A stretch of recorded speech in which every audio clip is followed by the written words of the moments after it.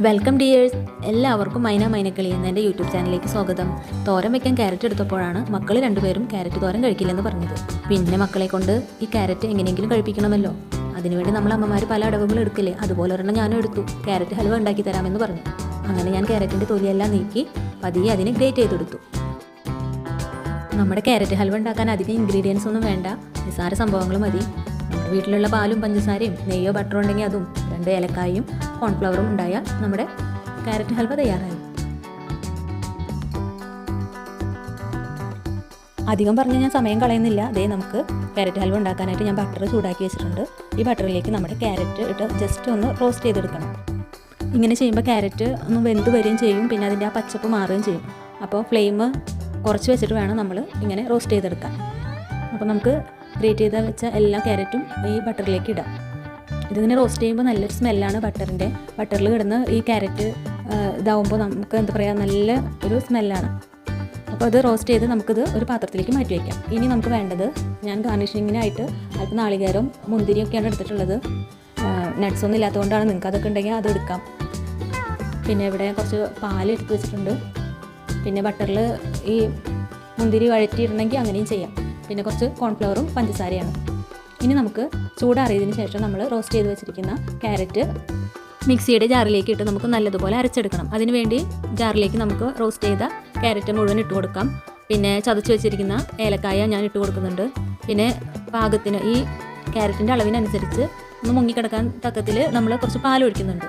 നല്ലൊരു paste cream പരുവത്തിൽ വേണം നമ്മളിത് അരച്ചെടുക്കാൻ. ഞാൻ ദേ ഒരു പാത്രത്തിലേക്ക് അരച്ചെടുത്ത് നമ്മുടെ ക്യാരറ്റിനെ മാറ്റിയിട്ടുണ്ട്. ഇനി നമുക്ക് വേണ്ടത് കോൺഫ്ലവർ പാലിൽ കലക്കിയെടുക്കണം, കട്ട കെട്ടാതെ. ഇതൊരു 4 ടേബിൾ സ്പൂൺ കോൺഫ്ലവർ ഉണ്ട്. ഇത് മുഴുവനും ഞാൻ ഈ പാലിലിട്ട് മിക്സ് ചെയ്തെടുക്കുകയാണ്.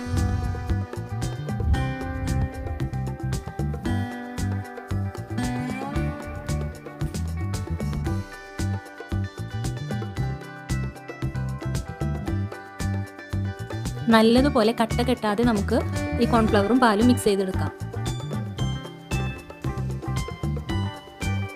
ഇനി ഞാൻ ഒരല്പം ഏലക്കായ പൊടിച്ചത് ഈ പാലിലേക്ക് ഇട്ട് കൊടുക്കും. നമ്മളിത് നമ്മുടെ കുട്ടികൾക്ക് വേണ്ടിയിട്ടാണല്ലോ ഉണ്ടാക്കുന്നത്. അപ്പോൾ ഞാൻ വേറൊരു എസൻസ് ഒന്നും ഇതിൽ ചേർക്കുന്നില്ല.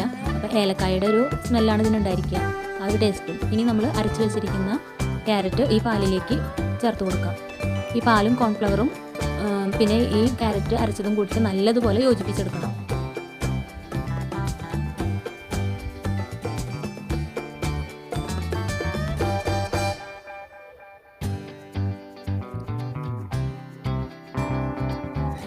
ആവശ്യമുണ്ടെങ്കിൽ നമുക്ക് 2 തുള്ളി പാലും കൂടി ചേർത്ത് കൊടുക്കാം.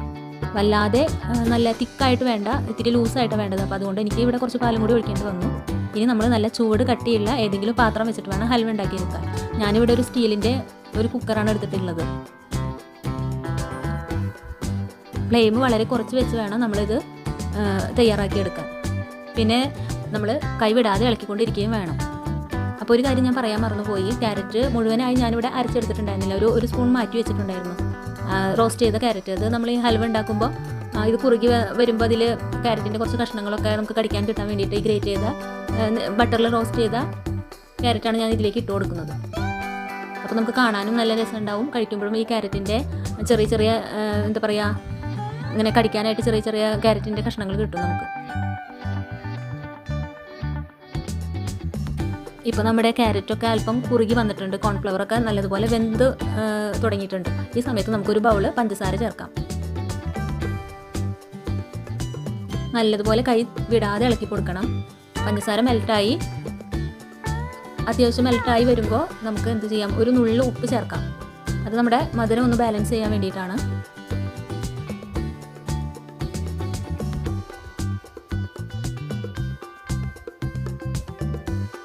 ഇനിയും കൈയെടുക്കാതെ ഞാനൊരു 20 മിനിറ്റോളം തുടർച്ചയായിട്ട് ഇളക്കിയെടുത്തിട്ടുണ്ട്.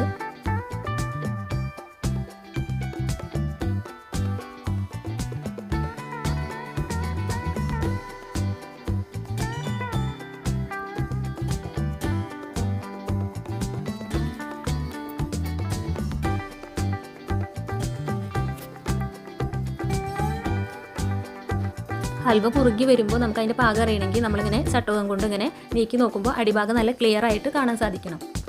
നല്ലതുപോലെ ആയി വരുമ്പോൾ ഇത് ഒരുമിച്ചൊരു സെറ്റായിട്ട് നമ്മുടെ ചുറ്റും ഇങ്ങനെ ചട്ടകത്തിന് ചുറ്റും കൂടിയിരിക്കും. അതാണ് അതിൻ്റെ പരുവം. അപ്പോൾ നല്ലതുപോലെ നമ്മുടെ ഹൽവ ഇവിടെ വറ്റി സെറ്റായിക്കൊണ്ടിരിക്കുകയാണ്. അപ്പം എല്ലാം നിങ്ങൾക്ക് കാണാൻ സാധിക്കും. എല്ലാതും ഒരുമിച്ച് സെറ്റായി ഒരുമിച്ച് കൂടിയിട്ടുണ്ട്. അപ്പോഴേക്കും നമ്മളൊരു ഏത് പാത്രത്തിലേക്കാണ് അത് മാറ്റേണ്ടതെന്ന് വെച്ചാൽ അതിലേക്കൊരു ബട്ടറോ നെയ്യോ എന്തെങ്കിലും തടവി ആ പാത്രത്തിലേക്ക് ഒഴിച്ച് സെറ്റാക്കി കൊടുക്കാം. ഒഴിച്ചതിന് ശേഷം നല്ലതുപോലെ പരത്തി കൊടുക്കണം, ചട്ടകോ സ്പൂണോ എന്തെങ്കിലും വെച്ചിട്ട്. അതിനുശേഷം തണുത്തതിന് ശേഷം നമുക്ക് ഏതെങ്കിലും പാത്രത്തിലേക്ക് തട്ടി, ഞാനിവിടെ നല്ല ഷേപ്പ് കിട്ടാൻ വേണ്ടി സ്ക്വയറിൽ ആദ്യം മുറിച്ചെടുത്തിട്ടുണ്ടായിരുന്നു. എന്നിട്ട് നമുക്ക് വേണ്ട ഷേപ്പിലേക്ക്, നമുക്ക് ഏത് ഷേപ്പിലാണ് വേണ്ടത് വെച്ചാൽ ആ ഷേപ്പിലേക്ക് മുറിച്ചെടുക്കാം. ഞാൻ അല്പം നാളികേരക്കുത്തൊക്കെ അതിന് മേലെ വെച്ച് കാണാനൊരു ഭംഗിക്ക്. അങ്ങനെ നമ്മുടെ ക്യാരറ്റ് ഹൽവ ഇവിടെ നല്ല സൂപ്പറായി വന്നിട്ടുണ്ട്.